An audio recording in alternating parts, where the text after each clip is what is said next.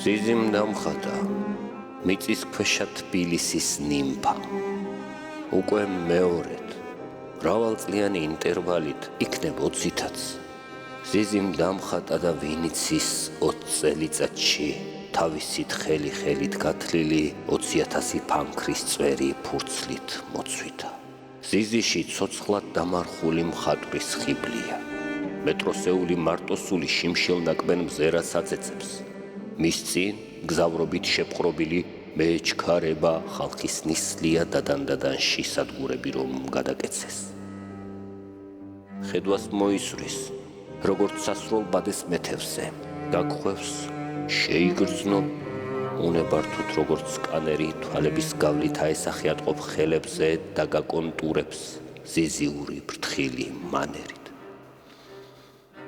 რას აღარ ფიქრობ, როცა გხატავს? ქეში ხომ მიდევს, ნეტა თუ მგავს, იქნებ პროფილი. ზიზი კი გხატავს, თავისი დროის მდედრი ნიკალა და ხელთუპყრი ხარ მეტროს რწევით პრიმიტივისტულ პორტრეტულად ახალშობილი. გამოგიწოდებს, გამოართმევ და როგორია, იმის მიხედვით შეაფასებ ცხოვრებაში რა ხვედრი ზიდე.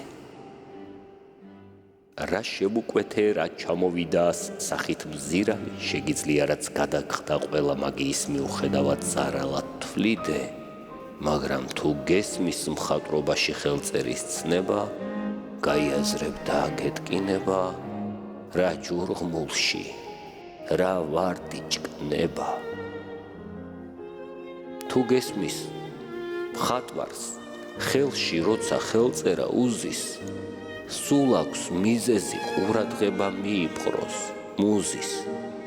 ბედნიერმა მოვუყევი მეორედ მხატა, რომ პირველად წლების წინათ დამხატე ბიჭი. თითქოს მიცნო ისე მენდო და მეუბნება, ფლორენციაში მე სხვა ზიზი ვიქნებოდი ასეთი ნიჭით.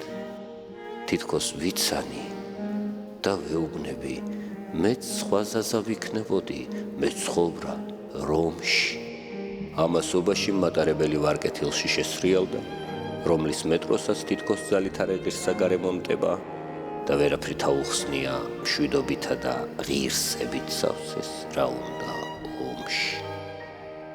ზიზიმ დამხატა, ნეტა პირველად რომ დამხატა მაშინ მცოდნოდა, ასაკს ასე რომ მაშინებდა, რა დიადი სიბრძნე მოჰქონდა. რომ ყველა ზიზი უსაშველო ანგელოზია, იყო მხატვარი საქართველოში, ტრაგიკული ოვერდოზია და მით უფრო იყო პოეტი, იქ, სადაც ხარობენ უსახური ფეოდალები, სადაც მგზავრობით შეპყრობილი ხალხის ნისლია, სადაც სუსტებად ითვლებიან გმირი ქალები.